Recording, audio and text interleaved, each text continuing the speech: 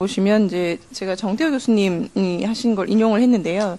민주화 이후에 주요 검찰개혁 시도를 보시면 사실은 이 검찰개혁 시도가 87년 민주화 이후에 조금 더 본격적으로 시도가 되었다라고 볼 수가 있습니다. 김영삼 정부 때부터 해서 이명박 정부로 이르기까지 대표적인 검찰개혁 주요 개혁안들이 있는데요. 그 평가를 보시면 아시겠지만 거의 이루어진 것이 없습니다. 어떤 거는 검찰의 반대로 거의 무산된 것들도 많이 있고요. 현직 검사 청와대 파견 근무 같은 경우는 회전문이라고 하죠. 사직한 다음에 청와대 갔다가 다시 검찰에 복귀하는 식으로 편법적으로 이루어지는 것들도 많이 있었고, 검찰총장 퇴임 후에 2년간 공직 취임 금지와 관련 경우는 사실 헌재 위헌 결정으로 폐지가 나기도 했었습니다. 그 이후에도 많은 것들이 있습니다만 김대중 정부 들어서 특별검사, 지금도 박영수 특검이 활약을 하고 있지만 사실은 이전에는 그렇게 성과가 좋지 못했다라는 것이 중론이었어요. 그리고 부패방지위원회 같은 경우는 지금 국민권익위 통합이 되어 있죠. 다시 분리해야 된다, 뭐 이런 얘기들이 오고 가는 것으로는 알고 있습니다만, 그 외에도 나머지 노무현 정부 때 가장 그 강하게 사법개혁에, 검찰개혁뿐만 아니라 사법개혁에 대한 의지가 있었고, 뭐 사개추이라든지 그런 것들을 통해서 일정 정도의 성과는 있었습니다. 법학전문대학원이 도입이 됐고, 국민참여재판도 도입이 됐었고요. 공판 중심주의가 강화되는 그런 측면이 있었습니다만, 검찰개혁과 관련해서는 사실은 뚜렷한 성과가 없었던 것으로 평가를 할 수 있을 것 같습니다. 박근혜 정부도 마찬가지죠. 대선 때는 분명히 검찰개혁을 공약으로 내세웠던 것으로 저는 기억을 합니다만, 사실은 이 정부 들어서는 전혀 없었던 것으로, 검찰 중수부가 폐지가 됐었죠. 그거 하나 정도 꼽을 수 있겠는데, 사실은 그 이후에 반부패범죄 특별수사단인가 라고 해서 새로 만들어졌죠. 그래서 그게 중수부의 부활이다라는 얘기도 있었습니다. 그렇기 때문에 실질적으로 중수부가 없어진 것 같은 효과가 있느냐에 대해서는 조금 의문이 들고요. 그리고 이제 말씀드렸다시피 지금의 이러한 뭐 최순실 박근혜 게이트라고까지 명명하고 있는 이러한 국정농단 사건도 검찰과는 전혀 무관하다고는 볼 수가 없는 것이죠. 그래서 검찰개혁의 의지는 전혀 없었던 것이 아닌가, 우리 검찰을 이용하려고 했었던 것이 아닌가라는 생각들을 많이 국민들이 하고 있습니다. 그런데 역설적이게도 지금 이 시국 하에서 오히려 그렇기 때문에 검찰개혁에 대한 의지나 국민적인 공감대, 정치권의 의지는 그 어느 때보다 강한 것이 아닌가, 이렇게 평가를 할 수가 있을 것 같습니다. 그리고 다양한 접근들이 이루어지고 있습니다. 예전부터 얘기가 되었던 뭐 공수처라든지 이런 얘기들도 다시 본격적으로 논의가 되고 있고, 뒤에 말씀드리겠습니다만 뭐 검사장 직선제 얘기까지 나오고 있고요. 그리고 수사권과 기소권의 분리는 사실은 시기상조라는 얘기들이 굉장히 많이 있었는데, 이제는 좀 해야 되는 거 아닌가, 이런 얘기들도 국민들이 하고 있는 걸로 봐서는 그 어느 때보다 검찰개혁에 대한 의지나 공감대는 높다라고 볼 수 있을 것 같습니다. 그래서 기존의 이 검찰개혁과 관련해서 여러 가지 방향에서 접근이 이루어졌는데요. 제가 4가지 정도로 분류를 해볼 수 있을 것 같습니다. 첫 번째가 그 정치 권력으로부터의 중립성, 독립성이라고 얘기하는 것인데, 예전에 뭐 한 십수년 전에, 뭐 20수년 전에는 검찰 개혁이라고 얘기했을 때는 사실 이 검찰의 독립성, 중립성 얘기가 가장 강하게 주장이 됐던 것으로 알고 있습니다. 그만큼 정치 권력에 뭐 예속돼 있거나, 검찰 관계자분들 이런 말씀 드리면 좀 그렇지만 정권의 신여 이런 얘기들을 검찰이 종종 들어왔었잖아요. 그렇기 때문에 이 정치 권력으로부터의 독립이 가장 중요한 화두였었습니다. 지금까지도 사실은 마찬가지라고 볼 수 있는데요.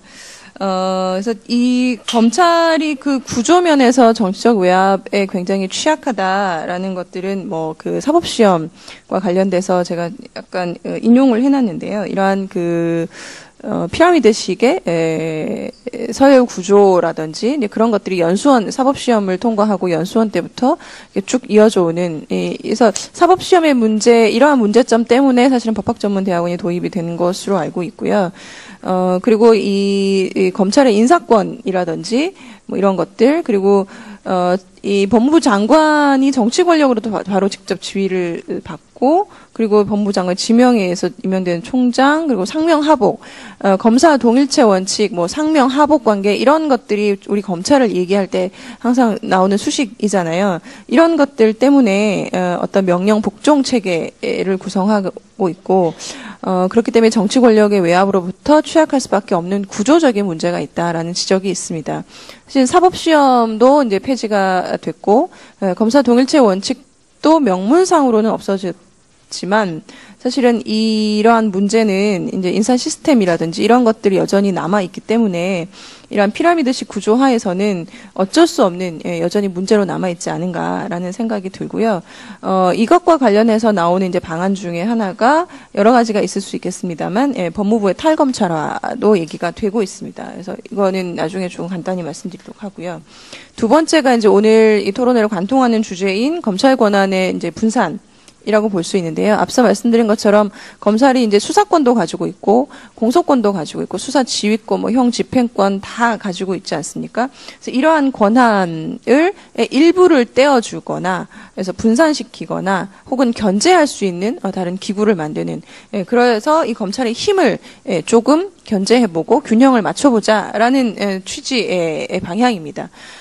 그래서 이 고위공직자 비리수사처 얘기가 여기서도 나오는데요. 사실 이거는 검찰의 권한 분산이라고도 볼 수 있을 것인가 해서 약간 의문을 제기하는 의견도 있는데 제 개인적인 생각은 어쨌든 이 권력형 비리와 관련해서 검찰이 지금 수사하고 기소하고 다 할 수 있는데 어떤 그 특정 부분에 대해서는 그래도 검찰의 힘을 조금 떼어서 분산시키는 측면에서도 볼 수 있지 않을까라는 차원에서 공수처 도입 또 여기 넣을 수 있을 것이다라는 생각이 들었고요. 더 중요한 거는 이제 수사권을 아예 뭐 경찰이 가져가는 것이죠. 이건 이제 수사권과 기소권의 분리, 뭐 검경 수사권 조정 이렇게 얘기가 되어지는 것들인데요. 이거는 저희 서 교수님이 이제 오늘 또 발표를 하실 거라 제가 특별히 또 적지는 않았습니다. 그리고 이 기소권에 대한 통제 제도의 하나로 지금 뭐 미국의 대배심 제도라든지 외국에 시행되는 사인 소추와 관련되는 것들도 있습니다. 이 부분은 검찰 권한의 분산이라는 방향에서도 얘기를 할 수 있겠지만, 뭐 민주적 정당성이나 국민 참여 부분에서도 얘기를 할 수 있을 것 같아서요. 그쪽에서 조금 소개를 하도록 하겠습니다. 그다음에 검찰 권력에 대한 외부 감시인데요. 검찰이 일단 권한을 행사했을 때 검찰 권한 행사에 대해서 외부적으로 어떤 그 감시랄까 통제를 할 수 있을 것인가와 관련해서 봤을 때는 검찰의 불기소 처분에 대한 통제 장치로 재정신청제도, 뭐 항고 제한고도 있습니다만, 재정신청제도의 현황과 문제점 그리고 일본의 검찰심사회 제도도 잠깐 말씀을 드리도록 하겠습니다. 그리고 네 번째가 이제 검찰 권력에 대한 민주적 정당성 확보와 국민의 참여인데요. 이 국민에 직접 선출되지 않은, 그래서 민주적 정당성이 굉장히 취약한, 뭐, 몇백 명, 지금 정확한 검사 수를 제가 모르겠습니다만, 이처럼 막강한 권한을 행사해도 되는 것인가? 라는 문제의식을 가지고 있는 견해가 있습니다. 그래서 특히나 이제 검사장을 그래서 국민에 의해서 직접 선출하자라는 검사장 직선제 논의가 작년 뭐 후반부부터 해서 나오고 있었죠. 사실은 이 검사장 직선제는 예전부터 얘기가 됐었습니다만, 너무 빠른 거 아니냐, 아직 우리나라 실정에는 좀 맞지 않는 거 아니냐, 큰 방향에서는 맞지만, 이라는 의견이 대체적이었던 것으로 알고 있습니다.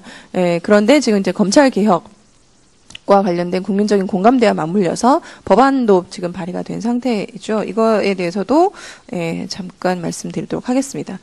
그래서 이렇게 네 가지 방향에서 검찰개혁의 방안은 분류 내지는 얘기를 할 수 있을 것 같고요. 잠깐 말씀을 드리면, 처음 말씀드렸던 이 검찰의 그 정치적 중립이나 독립성과 관련해서 법무부의 탈검찰화 얘기가 나오고 있습니다. 그래서 법무부에 지금 현직 검사들이 굉장히 많이 파견을 된 것으로 알고 있는데요. 이 법무부의 이제 요직이라고 할 수 있는 국실장, 과장직의 대부분을 파견 검사가 독점하고 있다는 거죠. 참여연대 사법감시센터가 2009년 1월부터 2014년 4월까지 현황을 파악을 한 보고서가 있는데요. 보시면 법무부와 그 소속기관 직제 시행 규칙에 따르면 자격을 정해둔 직책 63개 중에 33개 직책을 검사가 맡을 수 있고 그중 특히 22개 직책은 검사만이 맡을 수 있다라는 겁니다. 그래서 검사가 독점하는 현상이 굉장히 강하다라는 것이고 연도별로 분석해 놓은 것을 보면 더 많다라는 걸 알 수 있죠. 근데 더 문제는 뭐냐면 사실은 이러한 그 전문적인 분야잖아요. 법무부의 어떤 정책을 수립하고 시행하고 하는 것들이 단기간에 끝낼 수 있는 것들은 거의 없는데 이 파견검사의 파견 기간이 굉장히 짧다는 것도 더불어서 문제라는 거죠. 그래서 국실장급의 고위직을 맡은 검사를 보면 짧으면 9개월 만에 전직 전보가 되는 경우도 있고 길어봤자 약 21개월, 2년을 못 채운다는 거죠. 그렇기 때문에 이 법무행정의 전문화가 이루어질 수 없다라는 겁니다. 그래서 전문성 축적은 요원하다라는 거고, 이러한 문제 때문에, 그래서 이 정책 사건 수사에 대한 공정한 검찰권 행사의 확보도 문제가 되지만, 이러한 법무행정의 전문성이라든지 정책 기능, 법률 서비스와 관련해서 장기적인 계획을 세우고, 이를 실행할 수 있는 인력이 있을 수 없다, 없을 수밖에 없다라는 겁니다.